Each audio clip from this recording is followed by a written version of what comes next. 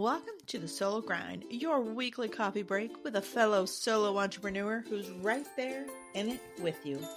I am Teresa Schloop, the original caffeine creative, and this is where real business meets real life. No hype, just honest conversations about building a business on your own terms. We talk mindset, strategy, burnout, breakthroughs, and everything in between, because going solo doesn't mean doing it alone. Grab a cup of coffee, find your favorite spot, and let's talk about what it really takes to do this thing solo. Hello, my friends, and welcome back to the Solo Grind. To those of you joining me for the very first time, thank you. Welcome. I'm so glad you are here. I am Teresa Schloop, the original caffeine creative, and I'm a brand strategist and a web designer. If you are interested in either one of those services and looking for somebody, I always start with a free conversation, and you can book that on my website at caffeinecreative.io. To those of you who are coming back, who join me every week and tune in, welcome back. I love connecting with you here, and I am so glad you're here as well. Now, today, I want to start off with going down memory lane. I've been doing a lot of reminiscing lately. Thinking back to the good old days when I started this business, the days when I had 5 tools and a few software apps to make it all happen. I had a 13-inch MacBook, a notebook, a sketch pad for brainstorming, and my handy dandy Pentel Click 0.7 pencil and a cell phone. Everything that I had to build my business, to work on my business, could fit in a single little bag that I could and did carry around with me everywhere. I remember sitting on the softball field brainstorming blog posts while waiting for my daughter's game to start. And there was a time that I was fixing a client's crashed website from my iPhone while out to dinner with the hubby. I love those days because I was making things happen with minimal tools. And I could not wait until the day when I became a grown-up business owner and could have all the fancy things that the real business owners had. And I am using air quotes for real business owners. These real business owners were the success story I strive to become. They had a proper office outside of the home, a robust computer setup with multiple monitors so they could manage all the things all the time, and a designated area in their office to create fabulous video content. They also had the magical software that did it all for them. They had software to take care of all of their day-to-day mundane tasks, a CRM that automated and took good care of their clients, social media management software that made posting easy and effortless, and collaboration tools that made managing a team easy peasy. I honestly could go on, but I think you get the idea. They had all the things that made business easy, and that is why they were the successful business owners, and I was just a little wannabe over in the corner with her 13-inch MacBook. That was the dream that they were putting out there, that they were selling, that they were telling us essentially that when we have these tools and we have these things and we have all the stuff that these successful, again, air quotes, successful people have, we too will be successful people. This stage of my business honestly reminds me a lot of being a kid. I was one of those kids who could not wait to grow up. By age 4, I had my life planned out. It was a life plan I didn't follow because at that point I had decided I was going to be a nurse, live in a brown house next to my mom, and have a daughter named Kathy Bernice. But the point is, I had a plan. I launched my first business when I was 8 years old. And I had my first real paying job because my business actually didn't make money by age 11. All of these things I did with the intent on becoming a grown-up as fast as possible. And it was the same with my business. I wanted to be a real grown-up business owner as fast as possible. So I began layering in all the things I thought I had to have. I got the fancy office in downtown Sioux Falls. I had a fabulous computer setup, and there was even a designated area for video creation. I began implementing all the magical software and tools that made running a business so simple and easy. I was checking all the boxes and doing all the things real business owners are supposed to do, and things felt off. We'll just say they felt off. I remember as a kid that moment when I learned that we don't hit some magical age and discover that all of our dreams have come true. Just like we don't hit some magical business milestone and see our dreams laid out before us. What does happen, at least for me, is one day I woke up and realized that's not how this works. Making our dreams come true is a process. It is a journey that we set out on where we have ups and downs and wins and losses and triumphs and setbacks.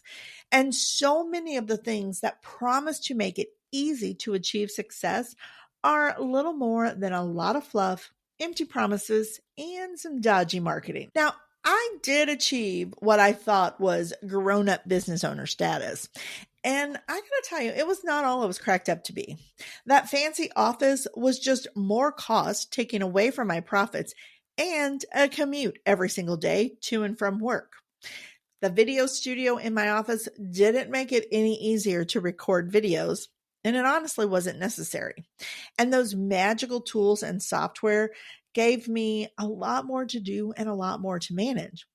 Most of it was just a lot more noise without the success that I had been promised. And in fairness, there was success underneath it all. But I couldn't see the success through the clutter and the noise that all of this that I was supposed to have was creating.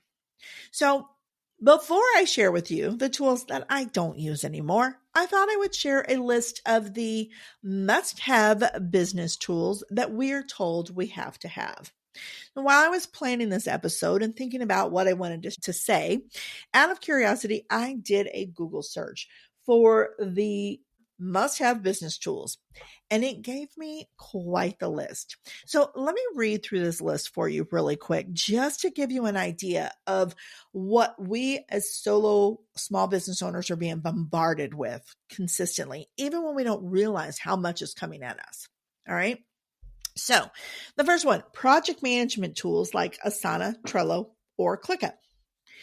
Collaboration tools such as Slack, bookkeeping software like QuickBooks, invoicing software such as Wave, a payment processor like Stripe or PayPal, a CRM system to manage customer relations and services, email marketing to build an audience and list like MailChimp, social media marketing scheduler like Hootsuite or Cloud Campaign, graphic design tools like Canva or Adobe, writing tools such as Grammarly or Quillbot, analytic tools for website, social media, and email marketing, automation tools like Zapier to connect everything to do all the things so you don't have to do them, video tools or video conferencing software such as Zoom or Google Meet, professional email services like Zoho, Google, and Microsoft, document sharing like Dropbox, scheduling tools like Acuity or Calendly, and cloud storage like Google or iCloud. Now, here's an interesting little fact. At the very bottom of this list was, and I'm quoting this directly from the Google screen, excellent customer service, a crucial tool for retaining customers and building a good relationship. For me personally, that excellent customer service belongs at the top of the list because I know that without excellent customer service, I don't think that you can have a sustainable business. I don't know how you could. I also don't know how a solo business owner could provide excellent customer services while managing all of the tools that came before that on the list. And these were just the solo business owner suggestions.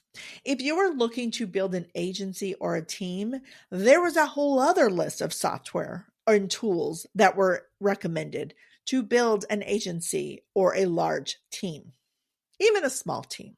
Okay. As a small business owner doing it solo, I can not even begin to imagine how I would manage all of these tools. Although there was once upon a time when I tried to do just that. And yes, some of these tools can handle multiple things on that list. But when you're focusing on doing business the right way and building things the way you're supposed to do, you may not even realize the overlap that exists. And I know quite a few business owners who have many of these tools and don't realize that they overlap a lot. The other thing that we don't realize and we don't hear conversations about enough is that your life does not get magically better once you purchase these tools. Each one of these tools comes with more to manage. There are logins, passwords, and subscriptions that you have to keep track of, which then could lead to yet another tool that you need to sign up for. They also take time to set up, and it's a lot more time than we realize. Before these tools can make your life and your business better, you are going to need to first plan how you're going to use this tool. And then you're going to have to implement that plan. You're going to need to test your plan and then tweak the plan when the testing doesn't go as you thought it would. And then after tweaking, you need to test it again and maybe tweak again. And that could go on for many, many cycles. Then you have to launch the tools to be used. And if those tools are customer facing tools or ones that you share with your part-time team and collaborators, you have to convince them to get on board and use them with you. And the bottom line is not all of these are actually going to make your life easier. So for example, when I was just getting started with my web design business, I was told I had to have QuickBooks. This was a non-negotiable software that every business owner has to have. And I heard this from a lot of people. This software was going to make my accounting so easy. It was going to make tracking my expenses and my income like effortless. Okay. It was going to simplify everything from invoicing to accounting to doing my taxes. And when it came time for me to build my agency, because that also was non-negotiable, I was expected to want to grow into a big agency. And I had to have that as one of my checkboxes in the future. It was going to make that easy as well. Here's the reality of QuickBooks for me. QuickBooks was way more than I needed, and it did not work with my brain. I spent months and months trying to figure out how to use it in my business. I paid for extra guidance and support trying to set it up so that it would work for my business. I even paid a VA who claimed to know it all to help me get things set up, not to mention the subscription that I had to pay because they just moved to a cloud-based model and it was no longer an option to buy the software and use it for years to come. No, you had to pay a monthly or quarterly or annually subscription. I don't remember what it was. All of that for this tool that I had to have that was considered to be non-negotiable. Okay. In the end, I completely trashed QuickBooks. I deleted it from my computer. I deleted it in my accounts, and I deemed it to be the software who must not be named because I hated QuickBooks. It did not work for me. What I went back to was my little handy dandy Google spreadsheet, which takes care of all of my needs in regards to tracking income and expenses, and which I still use years later for both my taxes, for sales tax and federal tax filing. It works for me, and my state tax filing lady and my accountant have never poo-pooed me for my Google spreadsheet because it works for them too.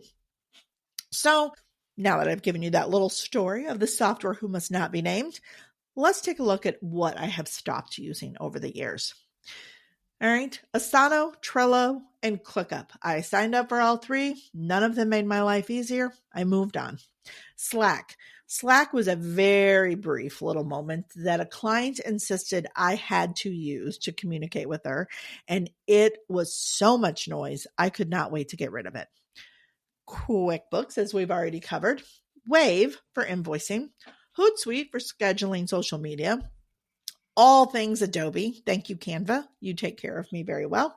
Writing tools like Grammarly and Quillbot. Zapier because it created more points of failure than it actually helped. Zoom because I get video conferencing with my Google Workspace. Dropbox because it's costly, I think. And again, I have Google Workspace. Acuity because my CRM system, Dubsado, which I'll talk about in a moment here, takes care of that for me. That is more than half of the list of things that you must have as a business owner that I have let go of, and I am able to manage a very happy, successful, simpler business without them. Now, there are a few things that I have kept, like Dubsado, my CRM system. That's customer relationship management for those who aren't familiar with that acronym. This handles my contracts, my scheduling, my invoicing, my project management, and simple automations like onboarding clients or letting them know when a new invoice is coming, things like that. And while this does actually help me deliver excellent customer service, which, if you remember, was at the bottom of the list of must-haves, this Dubsado is still 100% all me in the excellent customer service range because it took me setting up Dubsado with all of my checkpoints that I thought were necessary to deliver excellent customer service. So it did not become that excellent customer service deliverer for me. It helps me deliver excellent customer service. And I think that's a distinction that we don't hear often enough. Now, I also do still use Stripe as a payment processor, but I kind of hesitated putting this on the list of tools I use because it connects with Dubsado for invoicing and payments. And I don't ever have to log into Stripe and do anything. It all is done through Dubsado, but technically I do still use it. I have Google Workspace that takes care of the professional email, my cloud storage, video conferencing, and document sharing.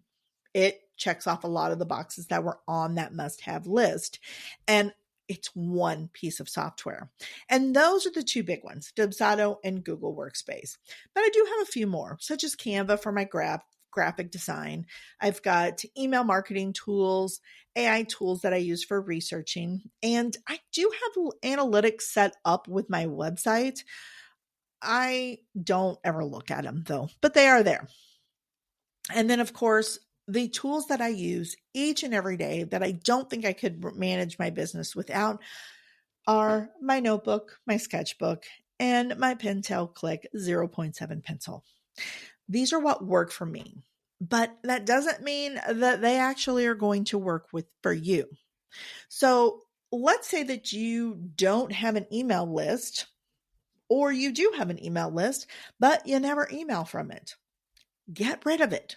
Letting go of that email list that you don't use, or letting go of the idea of having to sign up for one, is going to free up money, the stress of not using it, and clutter in your brain. And with that, let's do an inventory of the rest of your tools.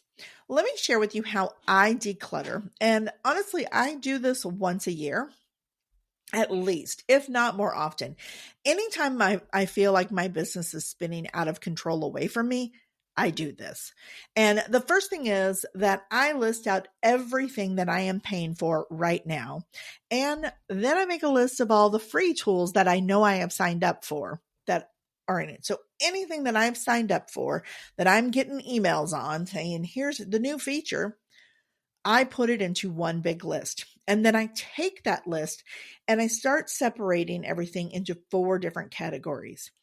The first one is important, but not in use. Next, really cool, but not in use. Third is important and in use. And then the last category is really cool and in use. Putting everything into these categories gives me a lot of clarity as to what I need and use and what I can let go of. But being me, I go even deeper and analyze each and every category, which I'm going to share with you how I do that now. So let's first take a look at important and not in use. The first question that I have to ask myself is, if it's so important, why am I not using it? To spend money on something of great value and importance and not use it is such a huge disservice to you, your business, and your success. Now, thankfully, having done this exercise for the past couple of years, not much of anything shows up in this category. But early on, it was a biggie. If you have anything in this category, make a plan, make it a priority, and implement it, or let it go until you're ready. The next category is really cool and not in use. Tell me if this sounds familiar. You stumbled upon an incredible deal on a tool that you've been planning to start using. You didn't have time to implement it when you bought it, but the deal was just too good to pass up. So you bought it and decided that renewal date would be your motivation to implement it. But here we are. The renewal date has come and gone, maybe a few times, and it is still waiting for you to use it. My friend, if you haven't started using it by now, you probably won't use it at all. And if you do, there will be another incredible deal in the future. So stop paying for this digital paperweight and let it go. All right. The next category is important and in use. And yes, I know this seems like a no-brainer.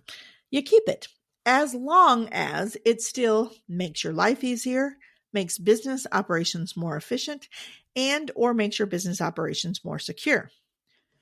All right, which brings us to the last category, really cool and in use. Now, this one is a little bit trickier, as not everything that is really cool and in use is actually a smart investment. So take a look at the resources that you have and ask yourself these questions. First of all, is it affordable? Next, is there an obvious return on investment? Does this tool pay for itself, essentially, is what I want you to think about. Next, does it support your overall business goals and operations? And finally, is it overlapping with some other tech or tool that you subscribe to? If it's not affordable, if you don't see the return on investment, or if it overlaps, you may want to let it go. All right, my friends, we are coming to the end of today's episode, and I just want to say this. You have my permission to keep things simple and let go of those must-have tools. I know you don't really need my permission, but sometimes we just need to hear someone say, let it go, to feel like it's a smart choice. So I am here to say that for you. All right. Thank you so much for tuning in this week. I cannot wait to connect you again. And if this episode hit a nerve or gave you some ideas or inspiration, I would love to hear from you.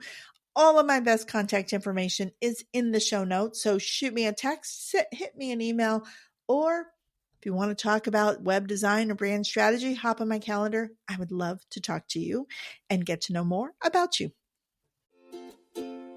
Thanks for tuning in to The Solo Grind. I hope this episode brought you some inspiration and encouragement. If you enjoyed it, please subscribe, rate, and review the podcast, and feel free to share it with a friend. For more tips and insights, visit caffeinecreative.io to check out my blog or explore the Solo Grind Central, my free resource library. Find me on Facebook or Instagram, and I'd love to hear how this episode has helped you.